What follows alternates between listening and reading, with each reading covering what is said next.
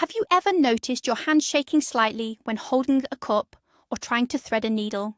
For many, the first thought that comes to mind is Parkinson's disease. But what if I told you that in most cases, it's not Parkinson's at all? Today, we'll delve into the key difference between a common tremor and Parkinson's disease. And this difference is so simple and obvious, you'll wonder why you never noticed it before. First, let's take a brief look back at history. It all began in 1817 when English physician James Parkinson described a condition he famously termed the shaking palsy. He observed in his patients not just a tremor, but a distinct set of symptoms. It was this distinct set of symptoms that became the key to understanding the disease, which was later named in his honour. So, let's break this down. Before we start comparing, we first need to understand what exactly is a tremor. Simply put, a tremor is any involuntary, rhythmic shaking or trembling. Imagine it like a tiny but very persistent drummer setting up shop inside you, tapping out a rhythm in your hand, leg, or even your head. And this brings us to the very first and most crucial point you need to grasp. A tremor is not a disease. Let me repeat that. A tremor, in itself, is not a diagnosis. It's merely a symptom. Think of it like a warning light on your car's dashboard. It can illuminate for 100 different reasons, ranging from completely harmless to quite serious. For instance, have you ever noticed your hands trembling slightly after 3 strong espressos? Or after a sleepless night? What about before a big exam or a public speaking engagement? That right there is a tremor. We call this a physiological tremor, and it's completely normal. But the world of tremors is far more diverse, and its causes can range from simple fatigue and stress to medication side effects, or, as we'll discuss, more serious neurological conditions. Our goal today is to learn how to tell these different warning lights apart. So that brings us to our main question. How do we differentiate one type of tremor from another? Let's start with the most well-known and often distinctive, the tremor associated with Parkinson's disease. Its key defining characteristic, and this is crucial to remember, is a rest tremor. What exactly does that mean? Picture a typical scenario. You're sitting calmly in a chair, completely relaxed, perhaps watching TV or just unwinding. Your hand is resting loosely on your lap or an armrest. Suddenly, and without any conscious effort, your fingers begin to make rhythmic movements. Most commonly, it's the thumb and index finger. Neurologists often describe this motion as pill rolling or counting coins, as if you're gently rolling a tiny, invisible bead between your fingertips. Now here's the crucial distinction, the real differentiator. The moment you decide to use that hand for an action, reaching for a cup, scratching your nose, extending it for a handshake, the tremor miraculously diminishes or completely vanishes. It reappears once the hand is at rest again. In other words, the tremor is prominent when muscles are relaxed, and it lessens or disappears when they are engaged in purposeful movement. This is the classic presentation, a definitive hallmark of Parkinson's disease. But now, let's look at the other side of the coin. If Parkinson's tremor is a resting tremor, its primary opposite is an action tremor. This is precisely what defines the most common type of tremor globally, essential tremor. As its name implies, it manifests in precisely the opposite manner. The shaking appears specifically when you try to do something. Imagine you want to drink some water. Your hands are perfectly steady while the glass sits on the table. But the moment you reach out to pick it up and bring it to your mouth, it begins to tremble. Or perhaps you're trying to thread a needle, sign a card, or button your shirt. In essence, the tremor emerges during purposeful movement, and once you complete the action, relaxing your hand and placing it on your lap, the shaking significantly lessens or vanishes entirely. Remember this crucial distinction. Parkinson's tremor happens at rest, while essential tremor manifests during action. Another important distinction to note is symmetry. Imagine your body divided down the middle by an invisible line. Now, Parkinson's disease is quite unique in its presentation. It almost always begins on one side of the body. For example, you might notice a tremor in only your right hand, while your left remains perfectly still. Or perhaps just a slight tremor in your left leg. This one-sidedness or asymmetry is a very characteristic early sign of the disease. It's only over time, sometimes months or even years later, that the process might slowly spread to the other half of the body. Even then, however, the tremor on the side, where it all started, usually remains more pronounced and severe. So if you observe a tremor that distinctly favours one half of the body, that's a significant indicator pointing towards Parkinsonism. Essential tremor, by contrast, tends to manifest with symmetry and harmony. It most often affects both sides of the body roughly equally. If your hands are trembling, you'll typically notice the tremor in both your right and left hand. Of course, perfect symmetry is rarely found in nature. One hand might tremble slightly more, especially if you're right-handed and that hand is more active, but generally the tremor will be bilateral. This condition doesn't play favourites. It tends to affect both limbs simultaneously. Therefore, if tremors appear in both hands at the same time, or with only a very slight delay, this is more indicative of essential tremor than Parkinson's disease.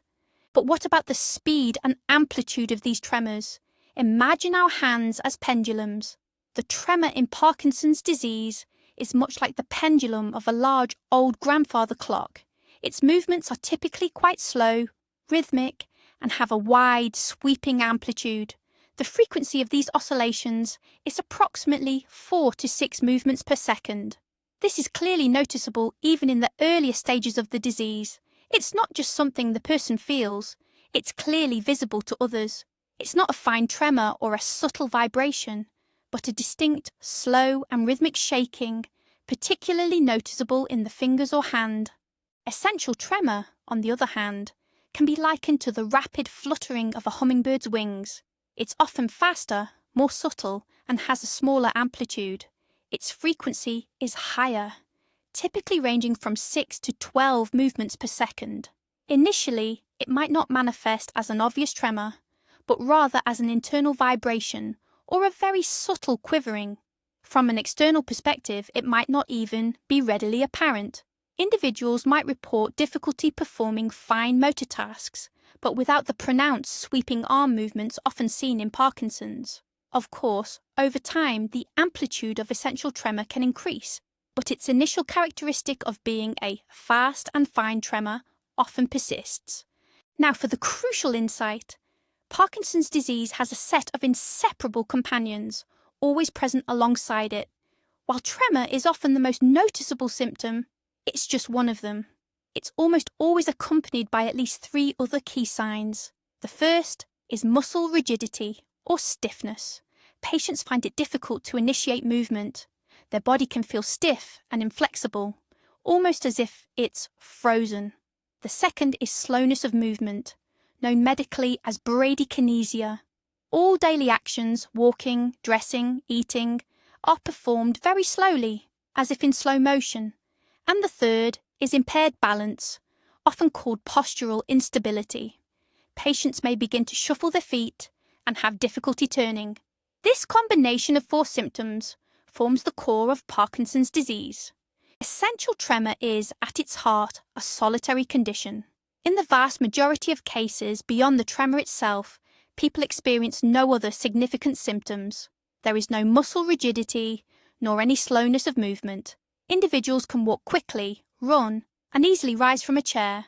Their movements are not stiff or restricted. While handwriting might be shaky due to the tremor, it doesn't become micrographic. There are no issues with balance or freezing episodes. This is its essence, a purely isolated tremor. Of course, the tremor can cause significant discomfort, but it is not part of a broader complex of motor impairments as seen in Parkinson's disease. Let's talk about handwriting. It's a very simple yet incredibly insightful indicator that can reveal a lot. In Parkinson's disease, a very distinct change occurs. Handwriting becomes small, cramped, letters appear to stick together, and the line might trail off downwards towards the end of a sentence. This phenomenon has a name, micrographia. This happens due to stiffness and slowness of movement. It's simply physically difficult for the person to make broad, sweeping movements with a pen. If you ask them to write the same sentence several times in a row, each subsequent line will be smaller than the last. However, with essential tremor, the situation is quite different. Here, the main problem isn't stiffness, but the tremor itself, which significantly impairs motor control. Consequently, handwriting, conversely, often becomes large, sprawling, uneven, and distinctly shaky.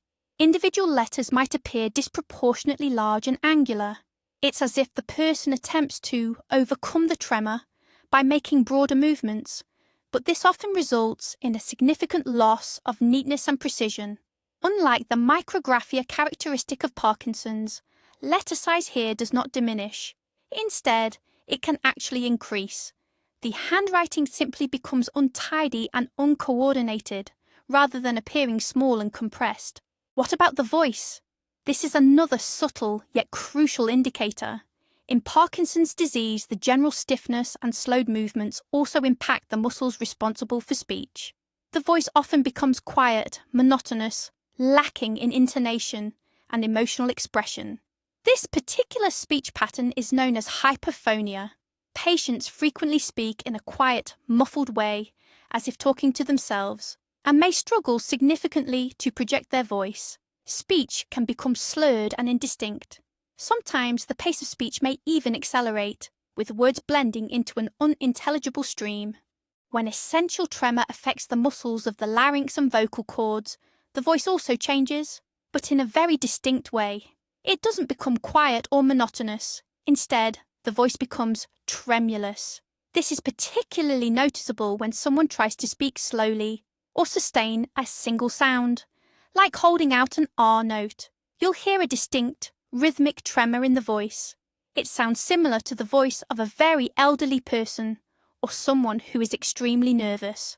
However, the volume and emotional tone of their speech typically remain unaffected. Essentially, the problem isn't with the strength of the voice, but rather its stability. There's also one very intriguing test, though I should mention right away that it's far from scientific and definitely not a cure. It's a reaction to a small dose of alcohol. It's long been observed that for many people with essential tremor, a glass of wine or a small amount of spirits can temporarily, but quite significantly, reduce or even completely eliminate the shaking. This phenomenon is well known among neurologists. The effect typically lasts only a short while, from half an hour to a few hours, before the tremor returns, sometimes even with greater intensity. However, this temporary improvement itself is a very distinctive characteristic of essential tremor. Alcohol typically has little to no effect on the tremors experienced with Parkinson's disease. It does not alleviate the shaking. In some cases, due to its general relaxing effect on the nervous system, it can even slightly exacerbate the tremor or make it more noticeable. This observation, of course, is by no means a guide for action or a method for self-diagnosis. Using alcohol to try and alleviate tremors is a bad idea, as it carries a significant risk of dependence. However, as a diagnostic observation that you might mention to your doctor, this fact holds some relevance.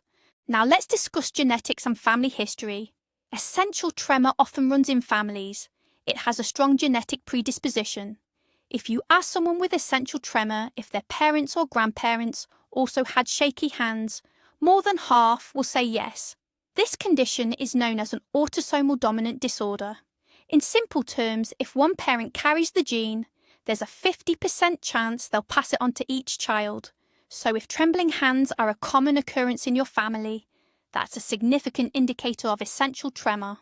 Parkinson's disease, however, is a different case. In the vast majority of cases, around 90%, it is sporadic. This means it occurs randomly with no clear genetic link. An individual can develop Parkinson's disease, even if there's no family history of it for generations. Of course, hereditary, familial forms of the disease do exist, but these are far less common. Therefore, a lack of Parkinson's cases in the family, unfortunately, offers no guarantees. Conversely, a family history of the disease is a reason to pay closer attention to your health. But what exactly is going on inside the brain? Why do we experience tremors in the first place? The causes as it happens are quite varied. In Parkinson's disease, for instance, a tragic process unfolds, the gradual death of very specific cells within a brain region called the substantia nigra. These particular cells are responsible for producing dopamine, a vital neurotransmitter. You can think of dopamine as the lubricant for our motor system. It ensures our movements are smooth, quick, and precise. When these dopamine-producing cells progressively die off, the entire system starts to malfunction. This is what leads to the characteristic tremors, stiffness, and slowed movements. It's much like an engine trying to run when it's critically low on oil. The exact cause of essential tremor remains largely unknown, making it one of the enduring mysteries in neurology. However, the leading hypothesis currently links it to dysfunctions within the cerebellum and its connections to other brain regions, particularly the thalamus. The cerebellum, often called the little brain, acts as our body's internal coordinator, the conductor orchestrating all movement. It's responsible for ensuring movements are precise, smooth, and well coordinated. In essential tremor, it's hypothesized that the neural networks within this region begin to malfunction, sending abnormal rhythmic signals to the muscles. Crucially, unlike Parkinson's disease, essential tremor does not involve widespread cell death. Instead, the brain's physical structure remains intact, only its function is disrupted.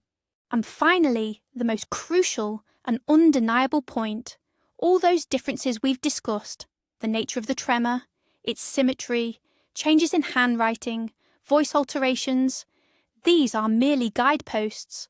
This is valuable information that can help you better understand your condition and articulate your concerns to a specialist.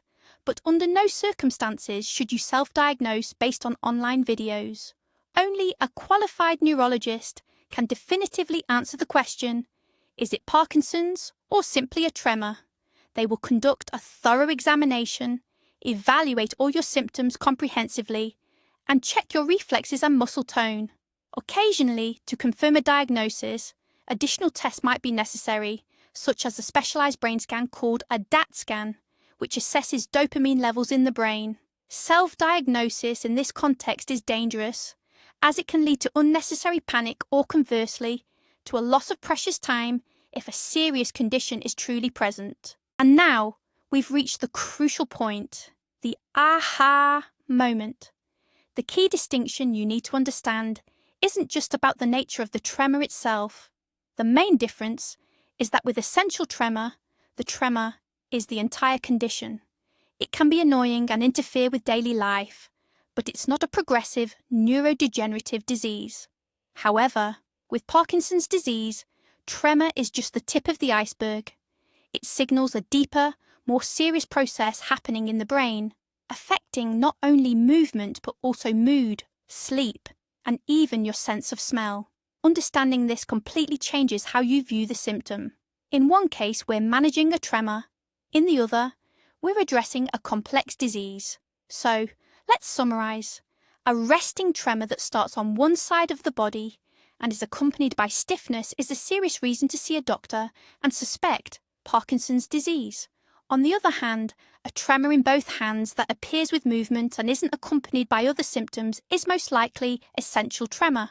This simple knowledge can save you from unnecessary fears and guide you in the right direction. Thank you for watching this video to the end. I hope it was helpful. If so, don't forget to like this video and subscribe to the channel so you don't miss new episodes. Now, a question for you. Have you or your loved ones ever experienced a tremor? Were you aware of these differences before? Share your experiences in the comments below. Let's discuss this together.